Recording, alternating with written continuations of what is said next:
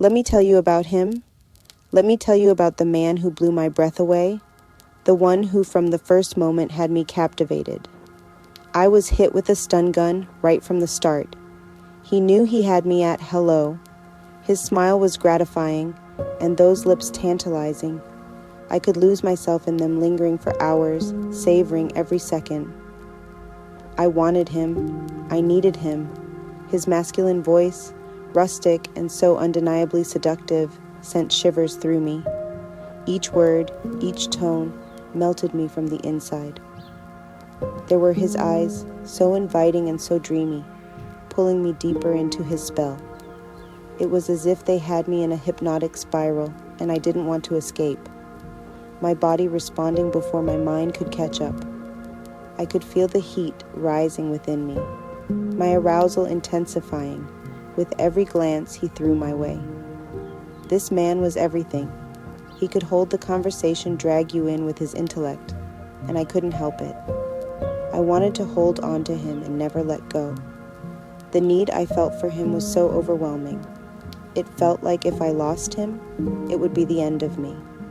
What happens when the man who makes your body and soul come alive is also the one who leads you into a world of depression, pain, and manipulation? He was a Jamaican man, the kind who could hold a room captive with just his words. He had this natural way of drawing people in with his intellect. He could talk about anything, from politics to philosophy, and keep you hanging on every word. He was polite, charismatic, and when he walked, you knew he owned the space around him.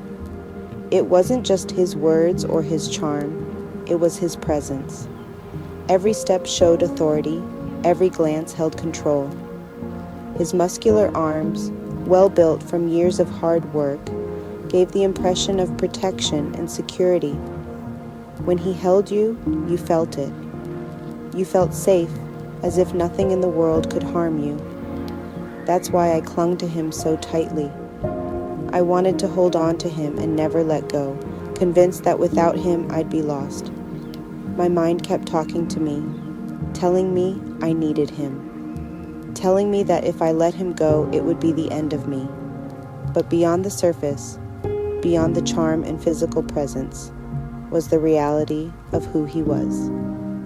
He came from a background that was hard and unforgiving. Raised in a tight-knit but fiercely proud Jamaican family, he learned early on the importance of survival, of projecting strength no matter the cost. His father was a man of discipline, and his mother, though nurturing, had a toughness that matched her husband's. They raised him to be strong, to never show weakness, and to always control his environment. This upbringing shaped him into the man he became, polished on the outside, but with an edge that never softened. He could charm anyone in a heartbeat, but there was always something beneath the surface, a storm brewing behind those deep, inviting eyes. He was used to getting what he wanted, and he knew exactly how to make others bend to his will. That was the man I fell in love with. A man whose strength and control seemed like the answer to my own insecurities, my fear of being alone. But as time went on, I realized that this need to control wasn't just about the world around him, it was about controlling me too. And the more I gave in, the more I let him take, the more I felt myself slipping away. He was the product of his environment, but that didn't excuse what he became. A man who could lift you up with one hand, only to crush your spirit with the other.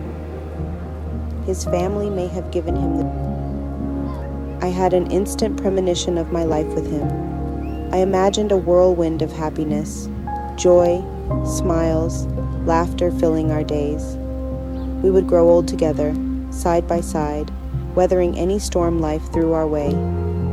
Even if times got difficult, I would feel blessed just to have him in my life. I thanked God for him, and I never second-guessed my choices, because, in my mind, he was it. At first sight, he became my true existence. Everything I had been searching for, everything I thought love was supposed to be, was embodied in him. I convinced myself that nothing could ever change the way I felt, that nothing in this lifetime could even come close to the love I had for him. The connection we had was, in my eyes, unbreakable. I saw us as one. He was me, and I was him. It was intoxicating, this belief that we were soulmates, that no matter what happened, I would continue to love him until my last breath. I had given him my heart, my body, my future, and I truly believed that we were inseparable. But in reality, the whirlwind I envisioned wasn't one of happiness. It was a whirlwind of confusion, deception, and slow heartbreak. I was so blinded by what I wanted us to be, by the story I had written in my head, that I didn't see the warning signs flashing in front of me. I didn't realize that the person I had tethered my life to wasn't the same person I believed him to be. I held on to this dream of us, this perfect, unshakable union. Even as his actions contradicted the man I thought I knew, I kept telling myself it was just a phase, that we'd make it through.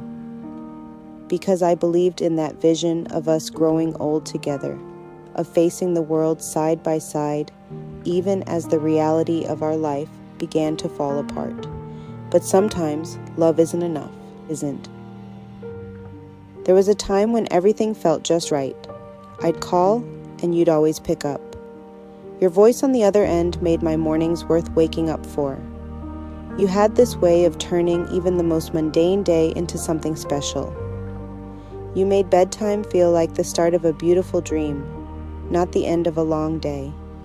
I'd lie there, wrapped in the warmth of your words, imagining us together, and it made everything feel perfect. There wasn't a day that went by where you didn't make me smile. You had this charm about you, so effortless, so natural, that I couldn't help but be drawn in. You knew exactly what to say, how to say it, and every word seemed to fill me with hope, with love. You promised me the world, and for a time, I believed you. I believed that I was the only one who had captured your attention, the only one who held your heart, but I wasn't.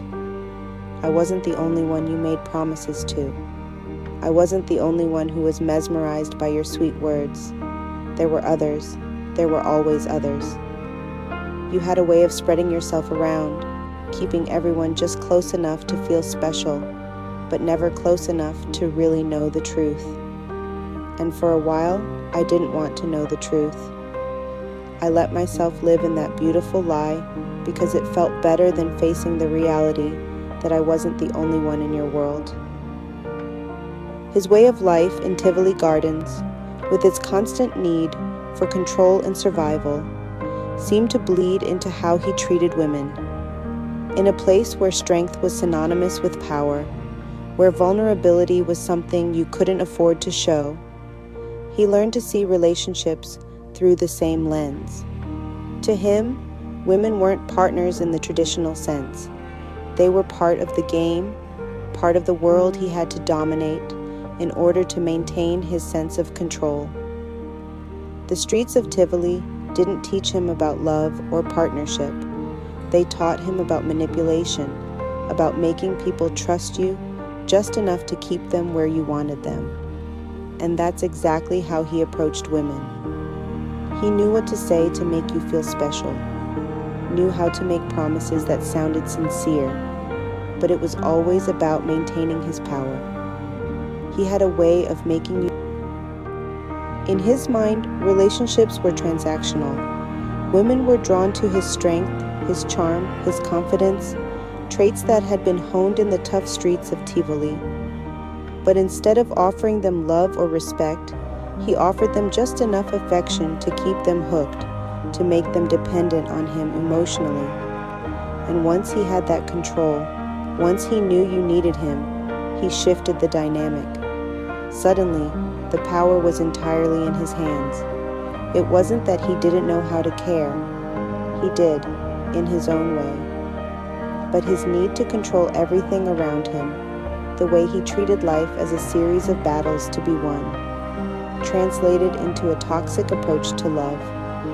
He kept women in a state of emotional confusion, offering just enough attention and affection to keep them close, while simultaneously keeping others waiting in the wings.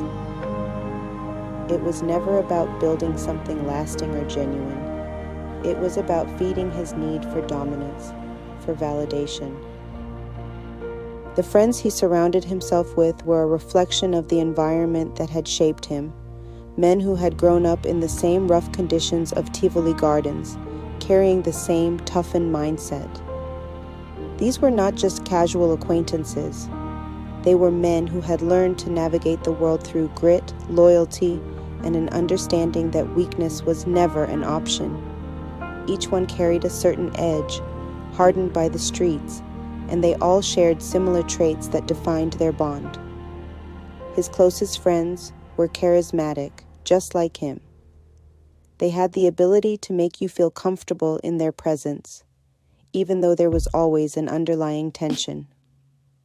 These were men who knew how to adapt, how to talk their way in and out of any situation. Charm was their greatest asset, and they used it as a shield, hiding the darker aspects of their personalities beneath a layer of smooth talk and easy smiles. But beneath the charm, there was a clear understanding of the rules they lived by. Loyalty to each other came first, above women, above anything else. They had an unspoken code, built on trust that could never be broken, and they expected everyone around them to fall in line. They were protective of each other, but this protection often came with a cost. If you weren't one of them, you were kept at a distance, and if you ever crossed one of them, you became an outsider instantly. But their bravado hid a deeper insecurity. They were men who had been shaped by a life where survival depended on how strong you appeared, and any vulnerability was dangerous.